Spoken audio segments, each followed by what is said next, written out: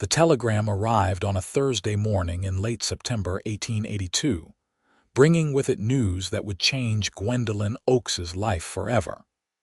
Her father was dead, the family ranch was drowning in debt, and she had exactly 30 days to vacate the property unless she could somehow produce $3,000 or find a husband willing to take on the burden. Gwendolyn stood in the dusty main street of Platteville, Colorado, clutching the yellow paper in her trembling hands while the September sun beat down mercilessly on her black mourning dress. She had arrived on the morning train from Denver, where she had been working as a seamstress for the past 2 years, saving every penny to help her father keep the ranch running. Now, it seemed all those sacrifices had been for nothing. The Bank of Platteville loomed before her, its brick facade somehow managing to look both solid and threatening at the same time. She had just come from inside, where the banker, a portly man with spectacles and an expression of permanent disapproval, had confirmed what the telegram stated. Her father, Jacob Oakes, had taken out a loan 3 years ago to buy more cattle.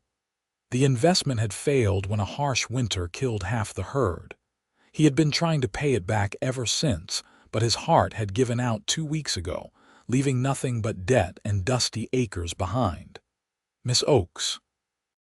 She turned to find a tall man standing a respectful distance away, hat in his hands.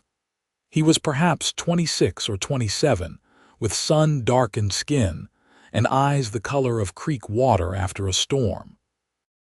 His clothes were worn but clean, the clothes of a working ranch hand who took pride in his appearance despite limited means.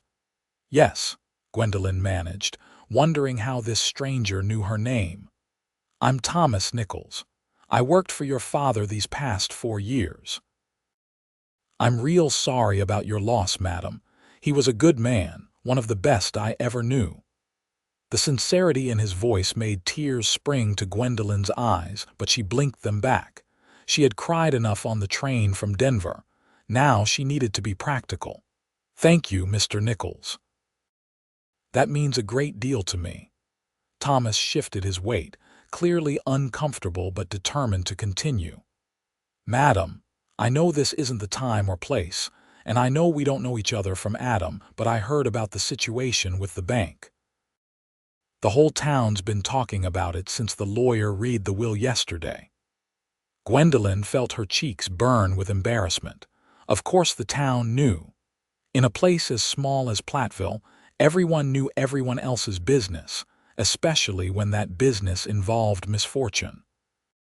"I have a proposition for you," Thomas continued, his knuckles white where he gripped his hat. "A business arrangement, nothing more. If you need a husband on paper to keep the ranch, I'm willing to be that husband. I've been saving my wages these 4 years, living in the bunkhouse and spending nothing but what I needed for supplies. I've got near about $1,500 put away. Combined with whatever you've saved, maybe we could pay off enough of the debt to satisfy the bank. And I could keep working the ranch, turn it profitable again." Gwendolyn stared at him, certain she had misheard. "You're proposing marriage to me? A woman you just met?" "A marriage on paper, madam," Thomas clarified quickly, a flush creeping up his neck. "You'd keep the ranch that's rightfully yours, and I'd have a place to build something permanent instead of drifting from job to job like most cowhands do. We'd be business partners, nothing more. I'd sleep in the bunkhouse same as always. You'd have the main house to yourself. Nobody needs to know it's anything but a real marriage, so your reputation stays intact." It was perhaps the most absurd proposal Gwendolyn had ever heard. And yet as she stood there in the dusty street with the September sun burning the back of her neck and the weight of her father's debts pressing down on her shoulders, it also seemed like the only lifeline available. "Why would you do this?" she asked. "What do you really gain from it?" Thomas met her eyes directly, and she saw nothing but honesty in his expression. Your father promised me that if I stayed and worked hard, he'd eventually make me foreman and give me a stake in the place. He put it in writing 2 years ago, said when the debt was paid off, I'd own 10% of the ranch. That paper's filed at the lawyer's office. With him gone, that promise dies unless the ranch survives. This way, we both get what we need.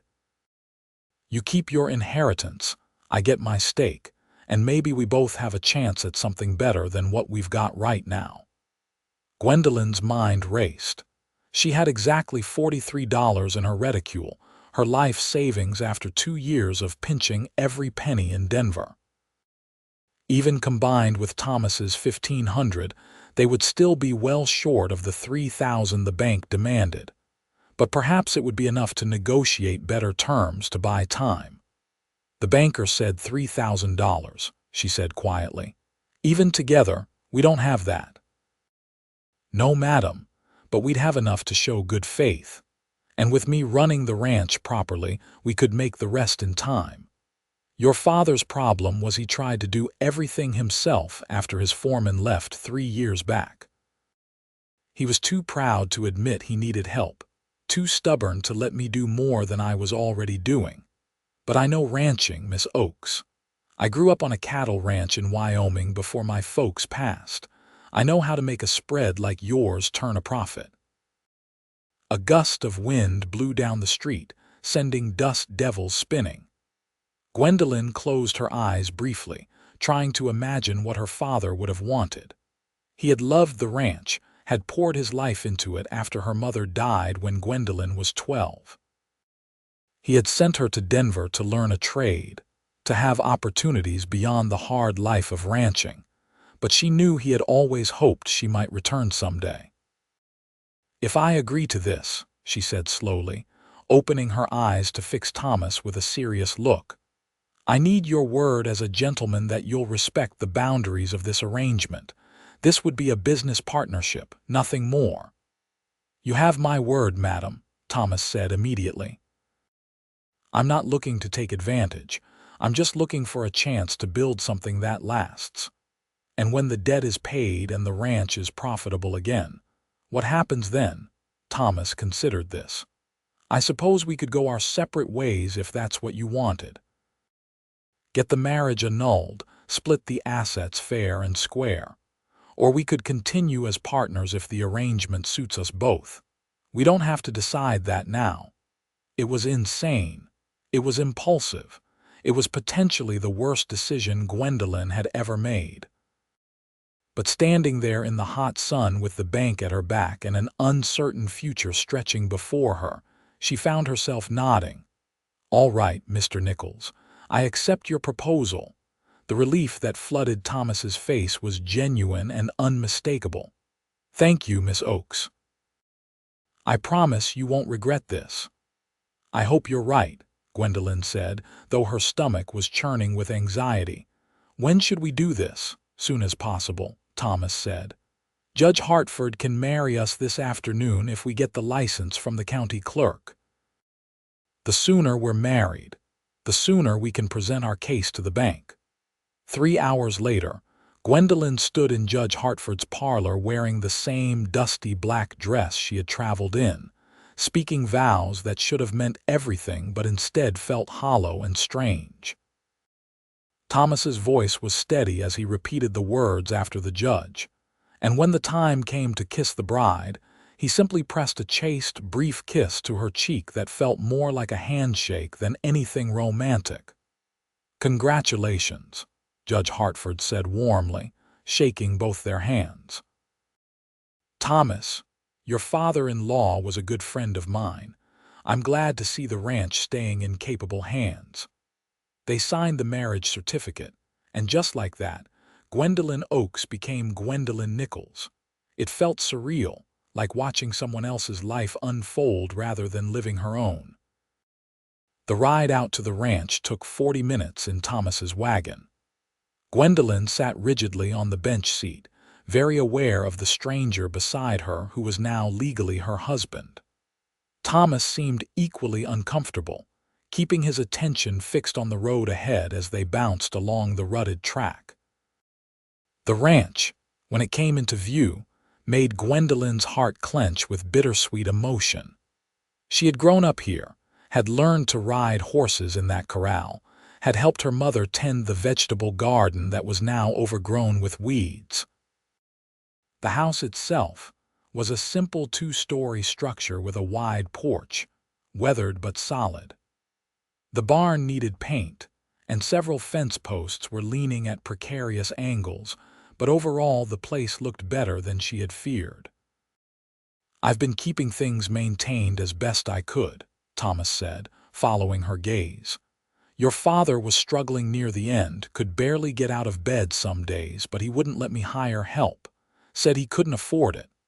I did what I could after my regular work was done." "Thank you," Gwendolyn said quietly. "I can see you've been taking care of things." Thomas helped her down from the wagon, his hands firm but impersonal on her waist. "I'll get your trunk and bring it up to the house.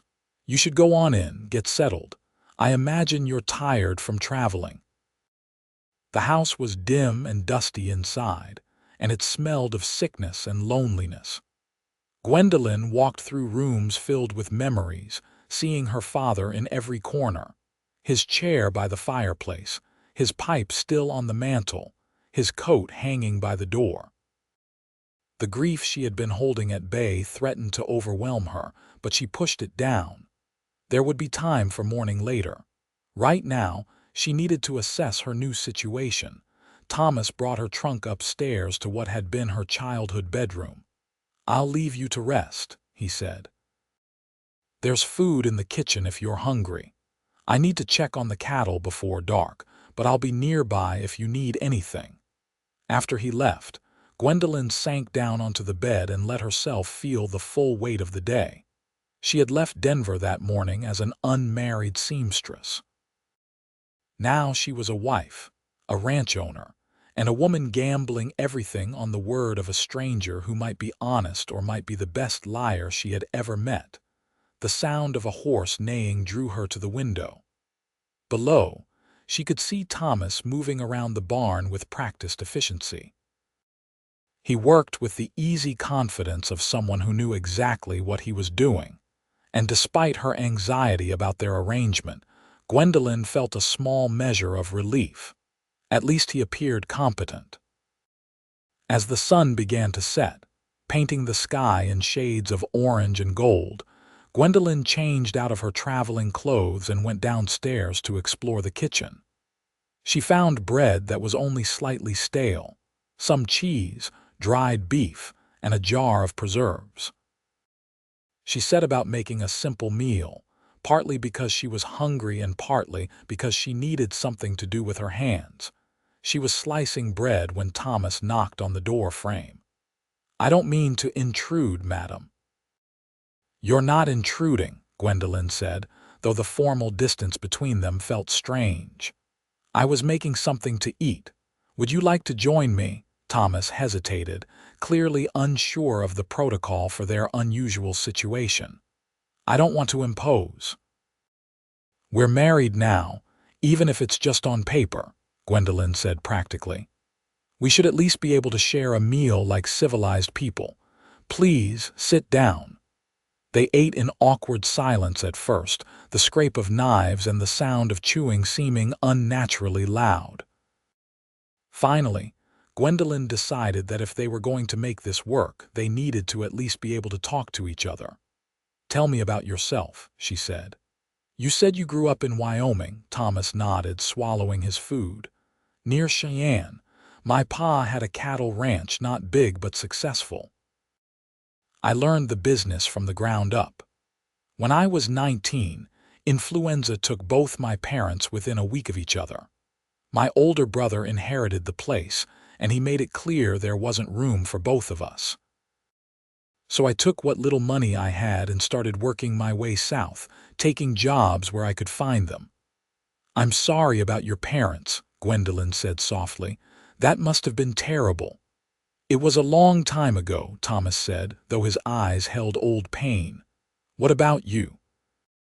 "Your father mentioned you went to Denver to learn sewing." "I worked in a dress shop," Gwendolyn explained. Madame Rousseau's fine dresses. It was good work, and Madame Rousseau was kind to me, but I always felt like something was missing. I suppose I'm more my father's daughter than I realized. I missed the open spaces, the smell of hay and leather, the sound of cattle in the distance. Your father talked about you often, Thomas said, a slight smile touching his lips. He was proud of you, wanted better for you than a hard scrabble ranch life. Tears pricked Gwendolyn's eyes. He never told me things were so bad. In his letters, he always said everything was fine, that I should focus on building my life in Denver. That sounds like him, Thomas agreed. Too proud to admit when he needed help. They talked for a while longer, the conversation gradually becoming easier. Gwendolyn learned that Thomas could read and write, unusual for a cowhand, because his mother had been a schoolteacher. He enjoyed reading when he had the chance, particularly books about animal husbandry and ranch management. He was skilled at breaking horses, and had a way with animals that seemed almost instinctive. Thomas learned that Gwendolyn was 22, that she loved music but had never learned to play an instrument, and that she had a particular fondness for stars and constellations, something her father had taught her on clear nights when she was a child.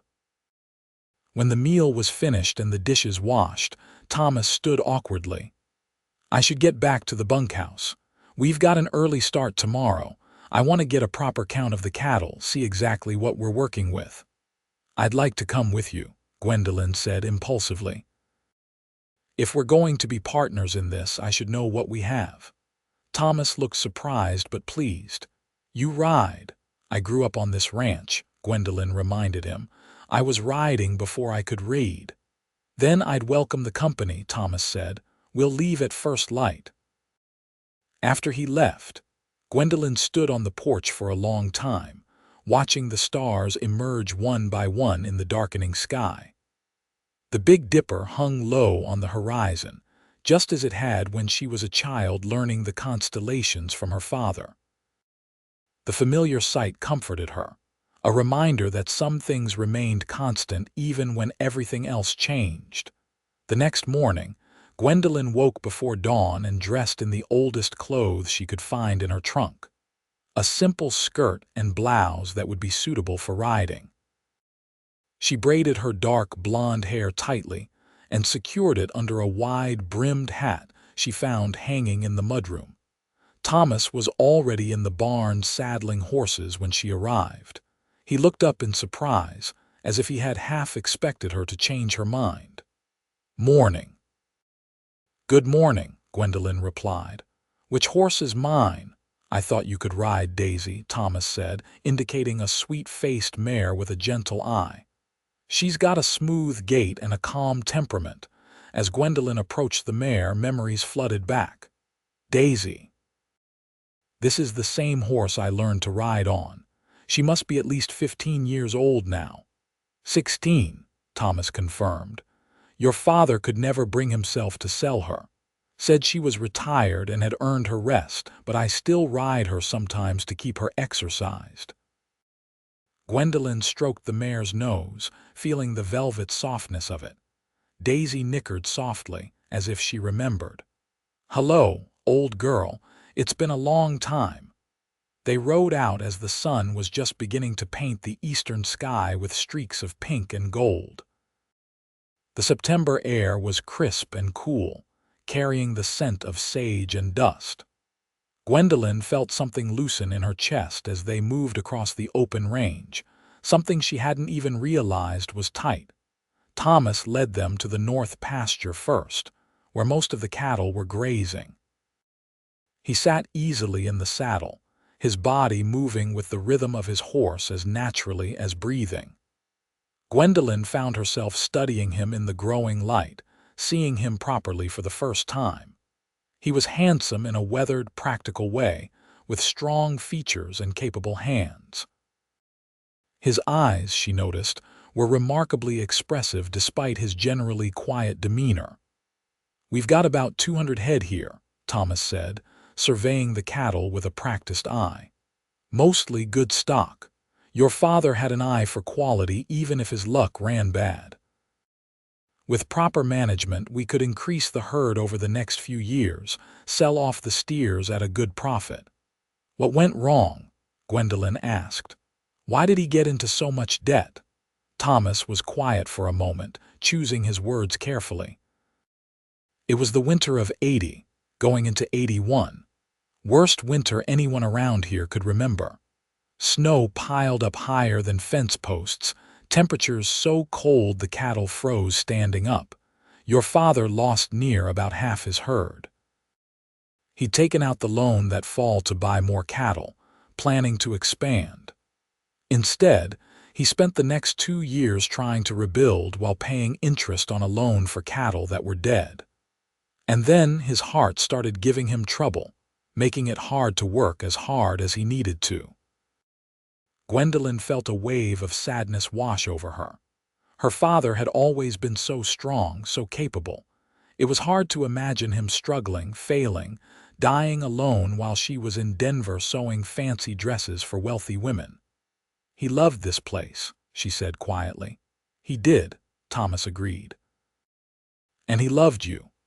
Every letter you sent, he'd read it at least a dozen times. He kept them all in a box by his bed. They spent the morning riding the property, checking fences, counting cattle, assessing what needed repair and what could wait. Thomas knew every inch of the ranch, could point out where the best grazing was, where the water ran year-round, where the shelter was best during storms. As Gwendolyn listened to him talk, she began to understand why her father had valued him so highly. "You really do know what you're doing," she said as they stopped to water the horses at a creek that ran through the eastern section of the property. Thomas gave her a sidelong glance, a hint of amusement in his eyes. "You thought I was spinning tales." "I considered the possibility," Gwendolyn admitted honestly. "You have to understand, Mr. Nichols, from my perspective, a stranger appeared and proposed marriage within minutes of meeting me. A healthy dose of skepticism seemed warranted." "Fair enough," Thomas said, "and you can call me Thomas." "I think we're past the point of formality, don't you? We are married after all." "Only if you call me Gwendolyn," she replied, "or Gwen, which is what my father called me." Something shifted in that moment, a small but significant step toward actual friendship rather than mere business partnership. They rode back to the house in companionable silence, and Gwendolyn found herself thinking that perhaps this arrangement might not be as terrible as she had feared. The next few days fell into a pattern. Thomas would rise before dawn to handle the morning chores, while Gwendolyn worked on cleaning the house and making it livable again.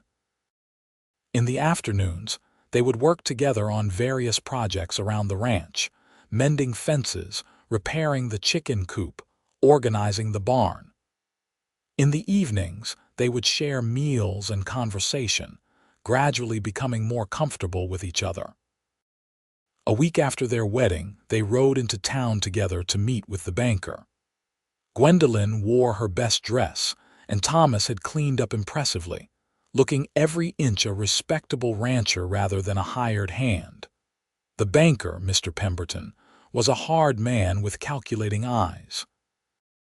He listened to their proposal with obvious skepticism. $1,700 is less than half what's owed. Why should the bank accept partial payment? Because the alternative is foreclosure, Thomas said calmly. You take the property, you have to sell it, and in this market, you'll be lucky to get $2,000 for the whole spread. You'll lose money either way.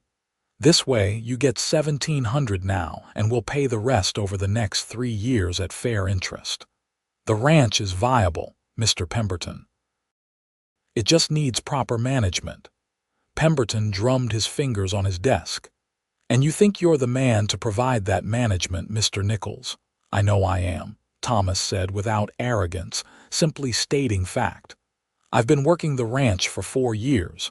I know what it can produce. And you, Mrs. Nichols, Pemberton turned his attention to Gwendolyn. Are you prepared for the hard work of ranching? This isn't like sewing dresses in Denver. Gwendolyn met his gaze steadily. I grew up on that ranch, Mr. Pemberton. I know exactly what the work entails. And I'm prepared to do whatever necessary to honor my father's memory and make the ranch successful. After what felt like an eternity, Pemberton nodded slowly. Very well. I'll accept $1,700 now, and you'll pay the remainder in installments over 3 years. But understand this, if you miss even one payment, the bank will foreclose immediately. No second chances. Understood, Thomas said, extending his hand. You won't regret this. As they walked out of the bank, Gwendolyn felt like she could breathe properly for the first time in weeks. We did it, she said wonderingly. We did, Thomas agreed, and for just a moment his hand brushed against hers, a brief contact that sent an unexpected tingle up her arm. He pulled away quickly, as if he too had felt something unexpected. Life on the ranch settled into a rhythm over the following weeks. Thomas proved to be an excellent ranch manager, working from before dawn until after dusk most days. But he also proved to be something Gwendolyn hadn't expected: good company. In the evenings, after the work was done, they would sometimes sit on the porch together, talking about everything and nothing. Thomas told her stories about his travels, about the different ranches he had worked, about the time he broke his arm trying to ride a particularly ornery bronco and had to set it himself because the nearest doctor was 3 days away. Gwendolyn shared memories of her childhood on the ranch, of her mother who had died too young, of her dreams and fears. Did you ever want to get married? Gwendolyn asked one evening in early October as they sat watching the sunset paint the sky in brilliant shades of orange and purple. I mean really married, not this business arrangement we have. Thomas was quiet for a long moment. I suppose I figured it wasn't in the cards for me. A drifting cowhand doesn't have much to offer a woman. I always thought maybe someday when I had something stable, something to build on, I might think about settling down properly. What about you? There was someone in Denver, Gwendolyn admitted. A man who worked at the bank near the dress shop. He was nice, polite, had good prospects. We went to church socials together a few times. What happened? He proposed, Gwendolyn said. And I realized that when I tried to imagine a future with him, all I could see was a lifetime of being respectable and bored. He was a good man, but there was no passion, no fire. I wanted more than just security and respectability. And now you've got a paper marriage to a cowhand and a ranch drowning in debt, Thomas said with a hint of self-deprecating humor. Quite the upgrade. Gwendolyn surprised herself by laughing. You know what? In a strange way it is. At least I'm living my own life, making my own choices, even if they are unconventional. As October deepened, the weather turned colder. The aspens in the high country blazed golden, and the cattle grew their thick winter coats. Thomas worked long hours preparing for winter, making sure the hay was properly stored, the barn was tight against the cold, and the cattle had access to shelter. Gwendolyn found herself watching him more than she should, noticing the way his shoulders moved as he worked, the focused expression on his face, the gentle way he handled the animals. And sometimes she caught him watching her too, his eyes holding something she couldn't quite identify before he looked away. One particularly cold evening in late October, a storm rolled in just after dark. Rain hammered against the windows, and thunder rolled across the plains. Gwendolyn was preparing for bed when she heard a crash from outside. She rushed to the window and saw that a section of the barn roof had torn loose, flapping wildly in the wind. Without thinking, she grabbed her father's old coat and ran outside. Thomas was already there, trying to secure the loose section of roof before the whole thing tore away. Rain plastered his hair to his head and his shirt was soaked through. "What are you doing out here?" he shouted over the storm. "Helping," Gwendolyn shouted back. "Tell me what to do." Together, they managed to get the section secured with rope, though by the time they finished, they were both drenched and shivering. They ran for the house, stumbling through the door in a rush of wind and rain. "You need to get out of those wet clothes," Gwendolyn said, her teeth chattering. "You'll catch your death." "So do you," Thomas countered. "Go on upstairs and change. I'll build up the fire." When Gwendolyn came back down in dry clothes with a blanket wrapped around her shoulders, she found Thomas kneeling by the fireplace, coaxing flames from kindling. He had changed into a dry shirt but was still shivering. "Come here," she said, holding out part of the blanket. "We can share it until you warm up." Thomas hesitated, clearly aware that sharing a blanket crossed one of the unspoken boundaries they had maintained. But another shiver racked his body and practicality won out. He came and sat beside her on the couch, and she draped the blanket over both their shoulders. They sat in silence, watching the fire grow stronger. The storm continued to rage outside, but inside, the room was warm and intimate. Gwendolyn was acutely aware of Thomas's presence beside her, of the solid warmth of his body, of the way his shoulder pressed against hers. "Thank you for helping tonight," Thomas said quietly. "Most women wouldn't have come out in weather like that." "Most women aren't trying to save a ranch," Gwendolyn replied. "Besides, we're partners, remember?" Thomas turned to look at her and the firelight cast dancing shadows across his face. "Gwen, I need to tell you something." Her heart began to beat faster. "What is it?" "This arrangement we have, this paper marriage. It's getting harder to remember that's all it is." Gwendolyn's breath caught. "What do you mean?" "I mean that somewhere along the way, I stopped thinking of you as a business partner and started thinking of you as just you. I look forward to our evenings together. I find myself wanting to share things with you to make you smile.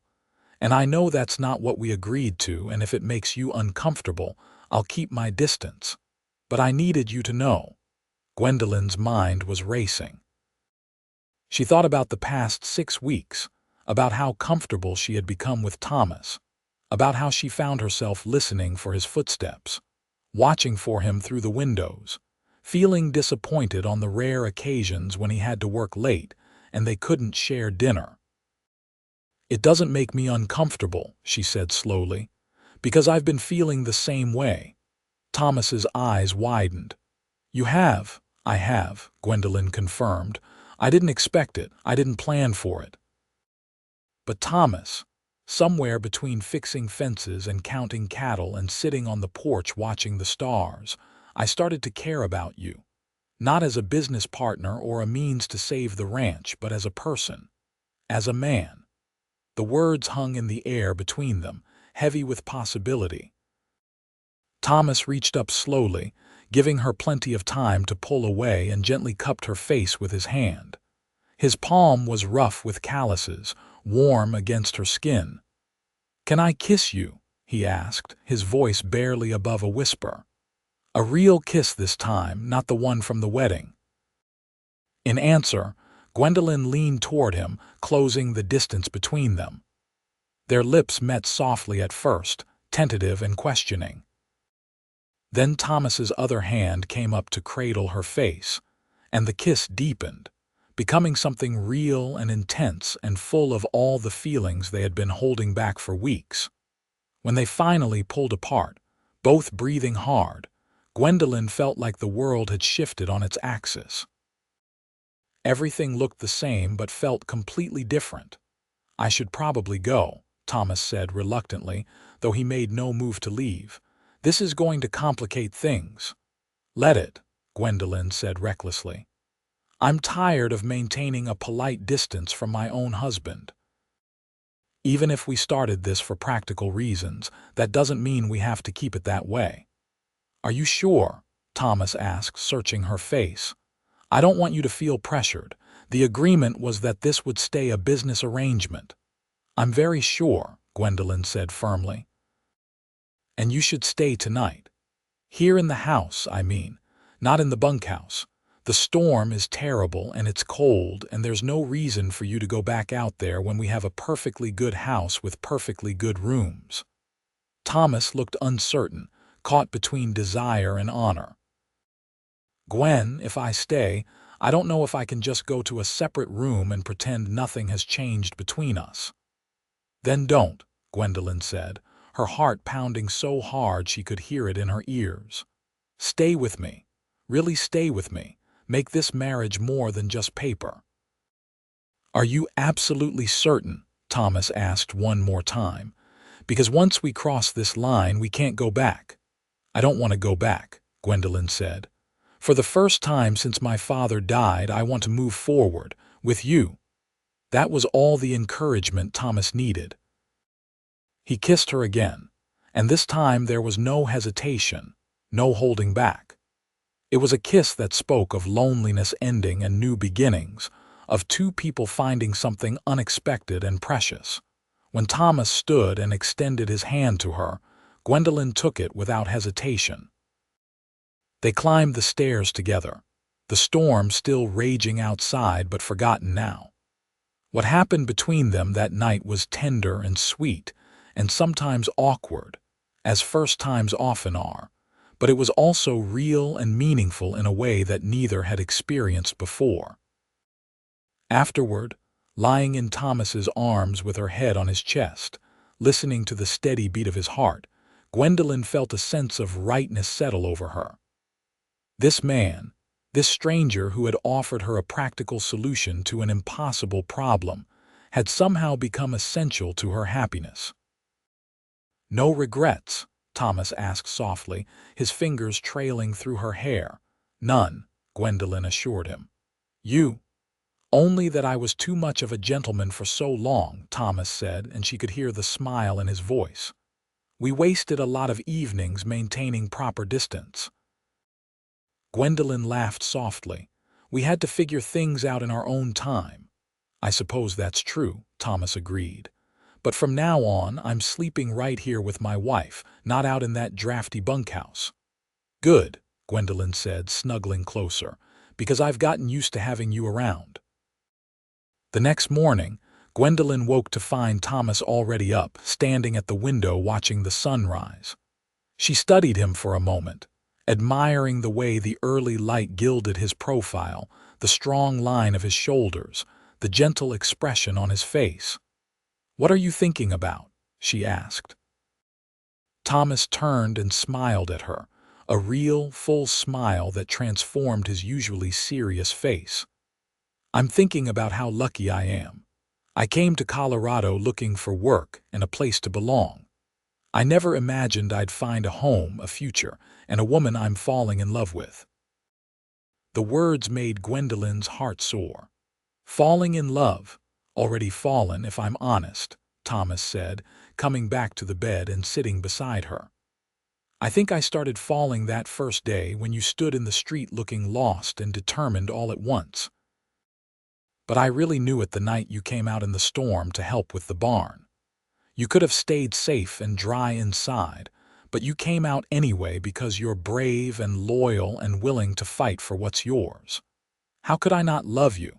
Gwendolyn reached up and pulled him down for a kiss. I love you too, she said when they parted. I didn't plan to, didn't expect to, but I do. The weeks that followed were perhaps the happiest of Gwendolyn's life. She and Thomas ran the ranch together as true partners now, working side by side during the day and falling into each other's arms at night. The awkwardness that had characterized the early days of their arrangement gave way to easy intimacy and deep affection. As November arrived and winter loomed closer, they worked together to prepare. Thomas proved to be an excellent teacher, showing Gwendolyn the finer points of ranch management that she had never learned as a child. She proved to be a quick student, with good instincts and a willingness to work hard. They made their first payment to the bank in mid-November, right on schedule. Mr. Pemberton seemed surprised to see them, as if he had expected them to fail immediately. "Everything going well out at the ranch?"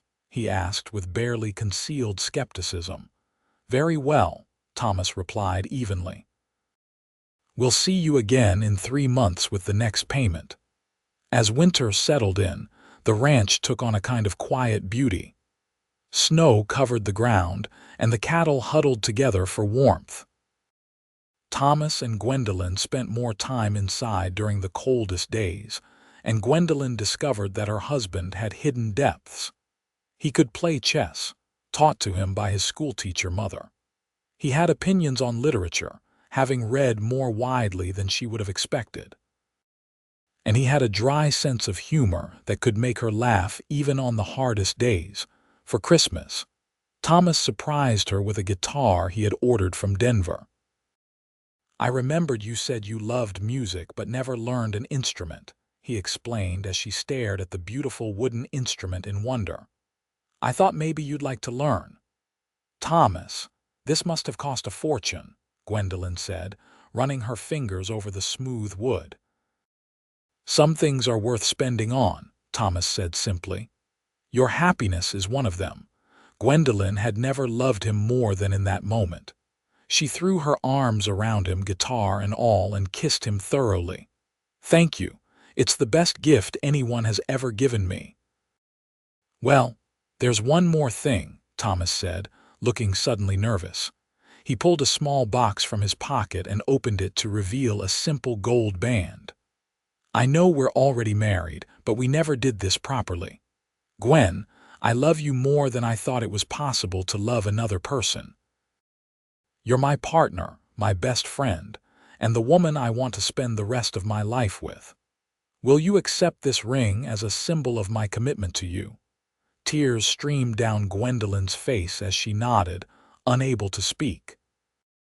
Thomas slipped the ring onto her finger, and it fit perfectly, as if it had always been meant to be there. "I love you," she managed to say. "I love you so much, Thomas." They spent Christmas Day alone at the ranch, but it didn't feel lonely. They cooked a simple but festive meal together, played with Gwendolyn's new guitar, and made love in front of the fireplace as snow fell softly outside. It was perfect in its simplicity. As the new year of 1883 began, the ranch continued to thrive under their joint management. Thomas's knowledge and Gwendolyn's determination proved to be an unbeatable combination. By spring, they had not only made all their payments on time, but had actually managed to save a little money as well.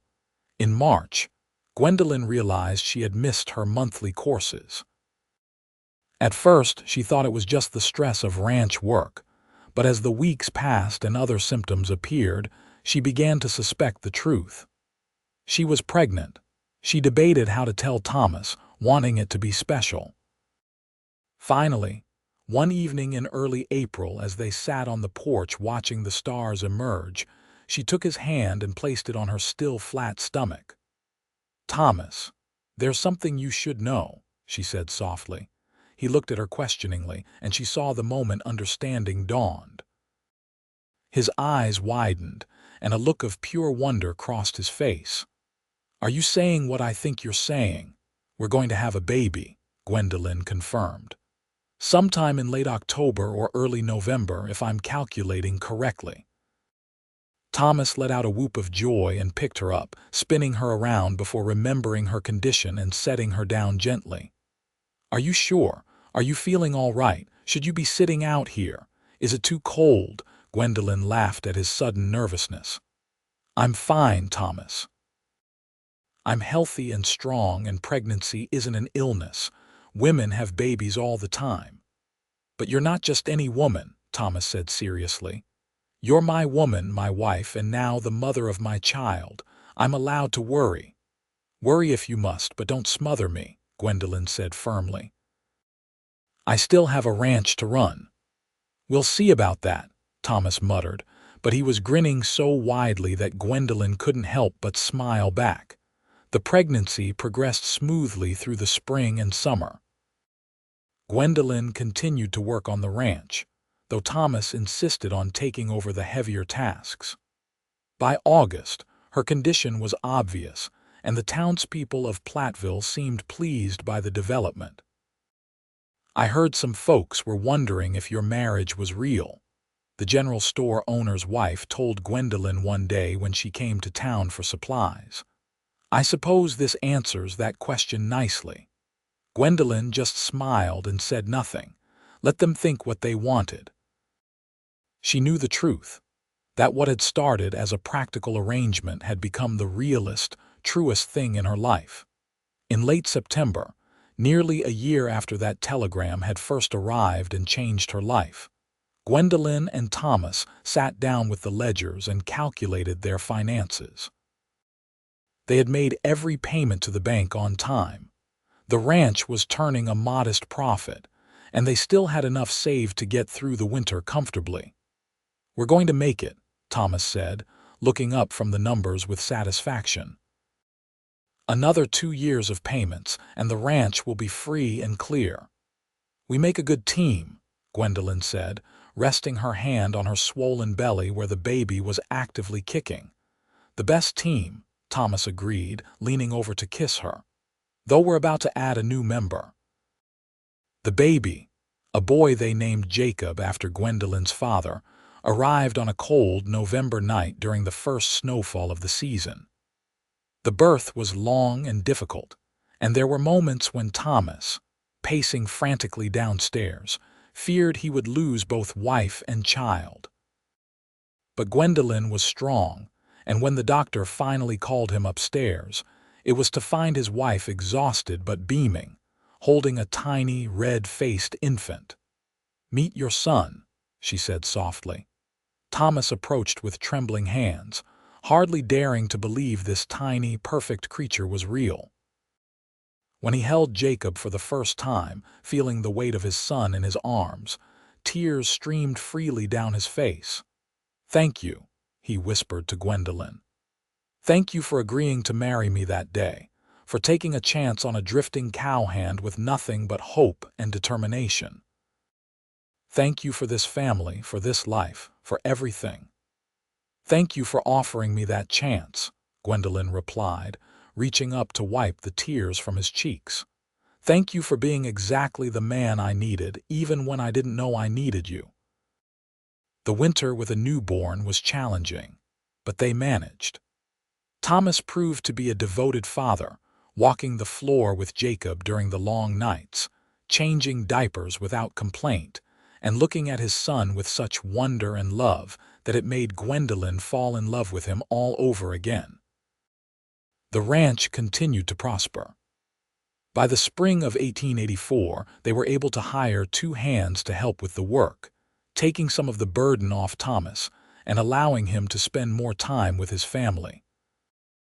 By the summer of 1885, when they made their final payment to the bank and the ranch became theirs free and clear, young Jacob was running around on sturdy legs, chattering away in a mix of words and gibberish. They celebrated the final payment with a proper party, inviting neighboring ranchers and townspeople. Judge Hartford, who had married them nearly 3 years earlier, raised a glass in toast. To Thomas and Gwendolyn Nichols, who proved that with hard work, determination, and love, anything is possible. As everyone drank to the toast, Gwendolyn and Thomas shared a private smile. They knew the truth that others could only guess at, that their success wasn't just about hard work or determination. It was about 2 people who had been brave enough to take a chance on each other, who had been willing to let a practical arrangement become something real and deep and lasting. That night, after the guests had gone and Jacob was asleep in his bed, Thomas and Gwendolyn walked out to look at the stars.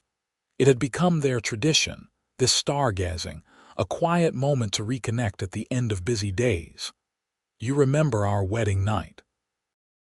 Thomas asked, his arm around her waist. "Of course," Gwendolyn said. "How could I forget?" "I barely kissed you, just a peck on the cheek," Thomas continued. "I was so determined to keep things businesslike, to maintain proper distance." And I was grateful for it at the time, Gwendolyn admitted. I wasn't ready for more. But then came that night during the storm, Thomas said. When I kissed you for real under this same sky, watching these same stars. That's when I knew this paper marriage had become something neither of us expected. The best surprise of my life, Gwendolyn said, turning in his arms to face him. Thomas kissed her then, deep and slow and sweet, and it was everything their wedding kiss hadn't been. Full of love and promise and shared history. Over the following years, their family continued to grow. A daughter, Emma, arrived in 1886 with her father's eyes and her mother's determined chin. Another son, Matthew, came in 1888, quieter than his siblings but observant and kind. The ranch prospered beyond their initial dreams. Thomas's skill and Gwendolyn's business acumen proved to be an unbeatable combination. They eventually expanded their holdings, buying the neighboring spread when its elderly owner retired. They became pillars of the Platteville community, known for their fair dealing and generosity. But through all the years, through the successes and the inevitable setbacks, through the joy of watching their children grow and the sorrow of losing Daisy to old age, through everything life brought their way, Thomas and Gwendolyn never forgot how they started. They never took for granted the chance they had taken on each other, the leap of faith that had brought them together. On their 10th wedding anniversary in September 1892, Thomas surprised Gwendolyn by recreating their wedding night dinner. Simple bread and cheese, just like that first awkward meal they had shared as strangers bound by legal papers but nothing else. "You remember how uncomfortable we were?" Thomas asked, laughing. "I could barely look at you without blushing. And I thought you might be a con man planning to steal the ranch out from under me," Gwendolyn admitted. "Did you really?" Thomas asked in surprise. "For about the first week," Gwendolyn said. "Then I realized you were exactly what you seemed to be, a good man looking for a chance to build something lasting." "I got more than I ever dreamed of," Thomas said seriously. "I thought I was just getting a stake in a ranch, a chance at stability. Instead, I got you. I got love. I got a family. I got a home." Tears sparkled in Gwendolyn's eyes. "I got all that too, and to think I almost said no. I almost walked away because the whole thing seemed too strange, too risky." "What made you say yes?" Thomas asked, genuinely curious. They had never really talked about that moment, that decision that had changed both their lives. Gwendolyn thought about it. Desperation played a part, certainly, but there was something else. "When you looked at me that day in town, I saw honesty in your eyes. And I saw loneliness, the same loneliness I felt. I think part of me recognized that we could help each other, even if I didn't know how much more we could become." "To taking chances," Thomas said, raising his glass. "To taking chances," Gwendolyn echoed, clinking her glass against his. As the years continued to pass, their children grew into capable, kind adults. Jacob inherited his grandfather's love for ranching and proved to be a natural cattleman. Emma, spirited and independent, became a teacher in Platteville, educating the next generation. Matthew, to everyone's surprise, showed an aptitude for law and eventually went to Denver to study. Thomas and Gwendolyn grew older together, their hair turning gray, their faces acquiring the lines that came from a lifetime of hard work and much laughter. But the love between them never dimmed. If anything, it deepened with each passing year, growing richer and more complex. On warm summer nights, they still sat on the porch and watched the stars, just as they had done since those early days. They would hold hands, comfortable in the silence, or talk about the day, the children, the ranch, their dreams for the future. "You ever think about how different your life would have been if that telegram had never come?" Thomas asked one evening in the summer of 1900. They were in their 40s now, established and respected, but he sometimes still marveled at the chain of events that had brought them together. "Sometimes," Gwendolyn admitted, "I might have stayed in Denver, might have eventually married that banker I told you about. I would have had a comfortable, respectable, boring life." "Any regrets?" Thomas asked. Gwendolyn looked at him, at the man who had been her husband for nearly 18 years, who had been her partner, her lover, her best friend. She thought about the ranch they had saved and built into something prosperous, the children they had raised, the life they had created from nothing but determination and hope. "Not a single one," she said firmly. "This life, our life, is everything I never knew I wanted. You are everything I never knew I needed." Thomas pulled her close, and she rested her head on his shoulder, feeling the steady beat of his heart, the warmth of his body, the security of his arms around her. The stars wheeled overhead, ancient and constant, bearing witness to their love story. In the autumn of 1902, exactly 20 years after that telegram had arrived and changed everything, the whole family gathered at the ranch for a celebration. Jacob was there with his wife and 2 young children. Emma came from town with her husband. Matthew traveled from Denver, where he had recently been made a junior partner in a law firm. As Gwendolyn looked around the table at dinner that night, at the family that had grown from one impulsive decision and a paper marriage, her heart was full to overflowing.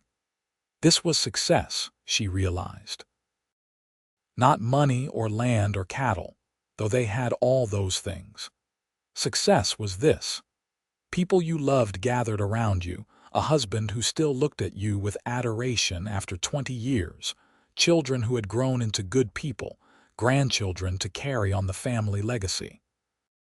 After dinner, as the family gathered in the parlor, Thomas stood and raised his glass.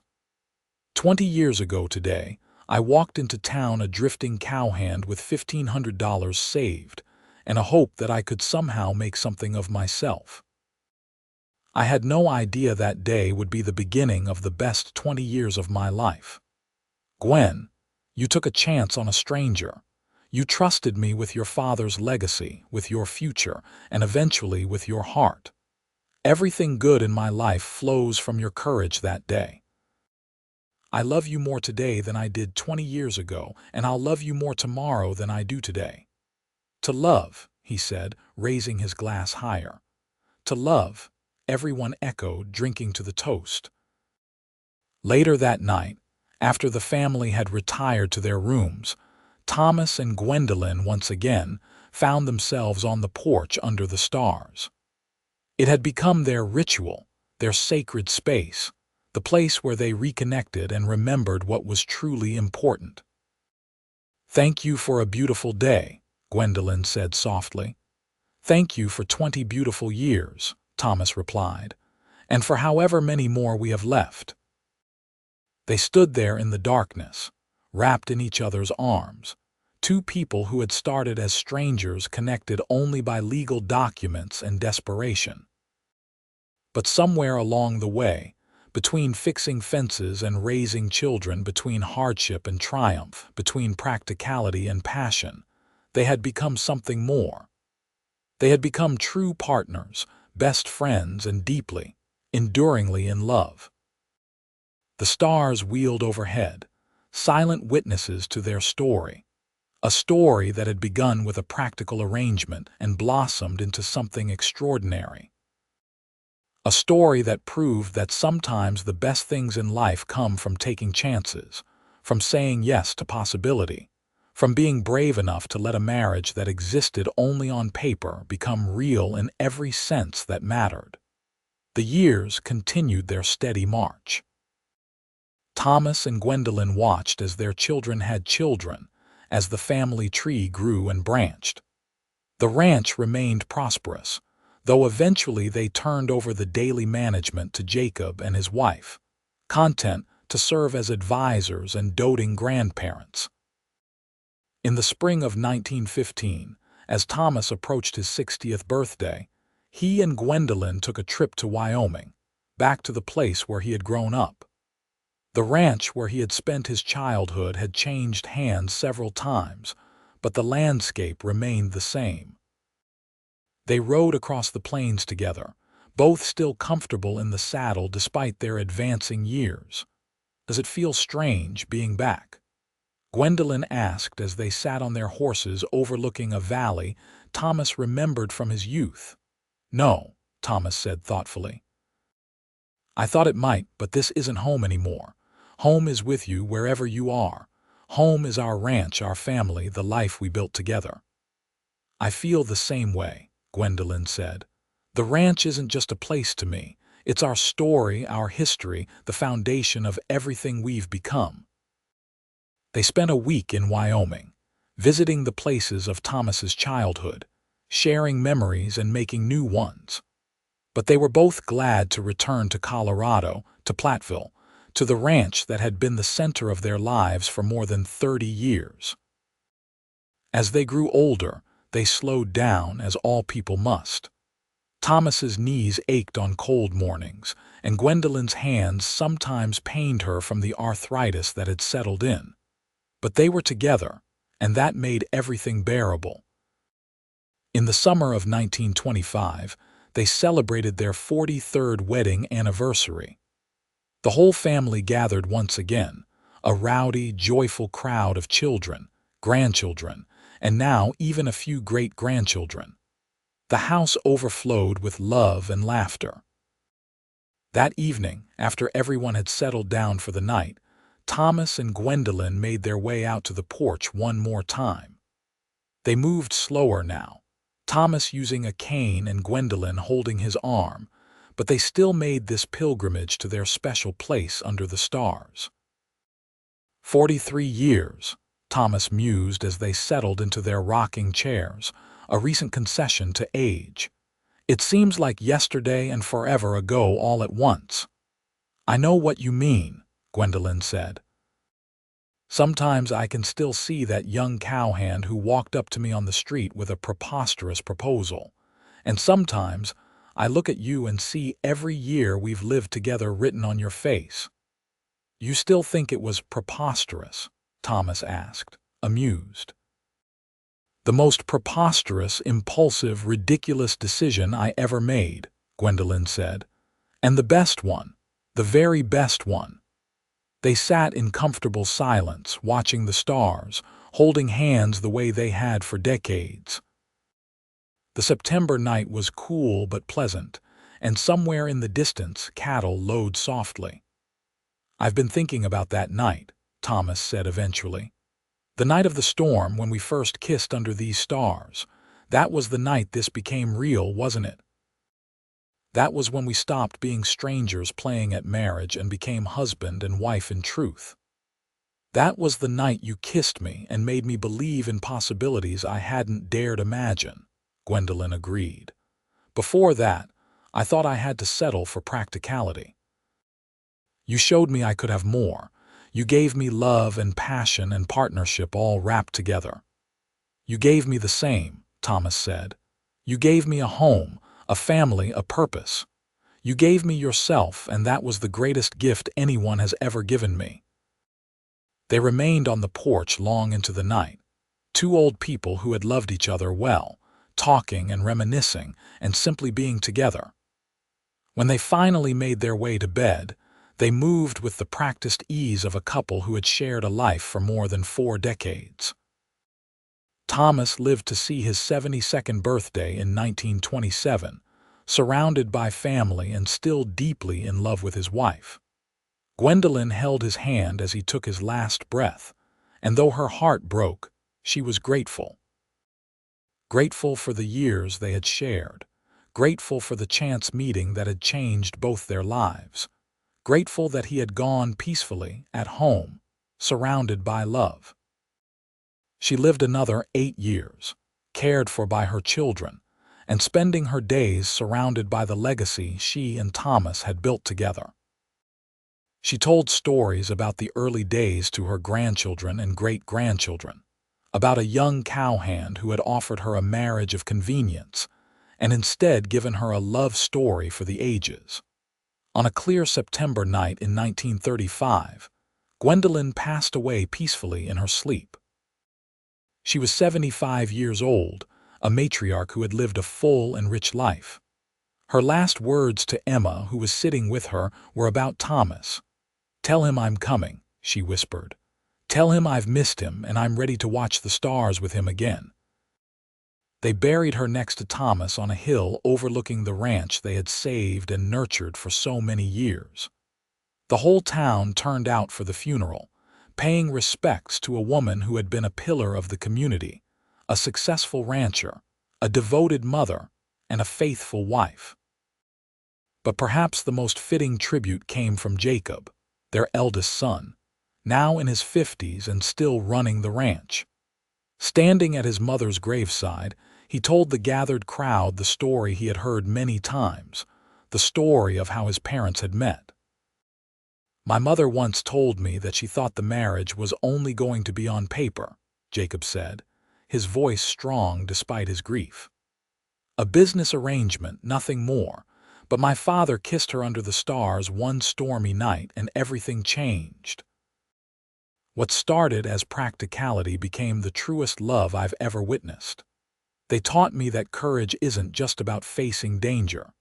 Sometimes it's about taking a chance on someone, about being vulnerable, about choosing love even when logic says it's risky." He looked around at the family gathered there, at the children and grandchildren and great-grandchildren, at the physical proof of the love story that had begun 53 years earlier with a desperate telegram and an improbable proposal.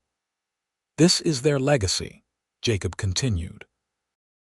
"Not just the ranch, though they built it into something extraordinary. Not just the family, though we are many and blessed. Their legacy is the proof that love can grow in the most unlikely circumstances, that two strangers can become soulmates, that a marriage that exists only on paper can become the realest, truest thing in the world. That's what they gave us. That's what they showed us. And I will be grateful for it until the day I join them." The sun set over the Colorado plains, painting the sky in the brilliant colors Thomas and Gwendolyn had watched together for more than 4 decades. The ranch stretched out below, prosperous and thriving, a testament to their hard work and dedication. And above it all, the stars began to emerge one by one, constant and eternal, bearing silent witness to a love story that had begun with a practical arrangement and ended with a lifetime of devotion. The years passed, and the ranch stayed in the family, handed down from generation to generation. The story of Thomas and Gwendolyn became family legend, told and retold, a reminder that sometimes the best things in life come when we're brave enough to take a chance, to say yes to possibility, to let something that starts as mere practicality blossom into something extraordinary. And on clear September nights, when the stars shine bright over Platteville, Colorado, if you stand on that hill where Thomas and Gwendolyn rest together, you might almost believe you can hear their voices carried on the wind, still talking, still laughing, still deeply and completely in love. The cowboy and his wife, together forever, their paper marriage having become the realest love story the ranch had ever known.